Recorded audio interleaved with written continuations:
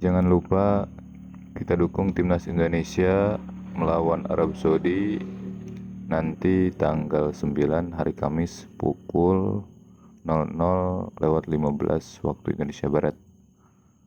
Dua pertemuan terakhir di round 3 Indonesia imbang dengan Arab Saudi dan menang di kandang di GBK 2-0. Pencetak gol waktu menang lawan Saudi di GBK ialah Marcelino Ferdinand. Meski Marcelino Ferdinand kali ini tidak diajak atau dipanggil, kemungkinan cedera atau tidak tahu, yang penting kita dukung Indonesia harus menang.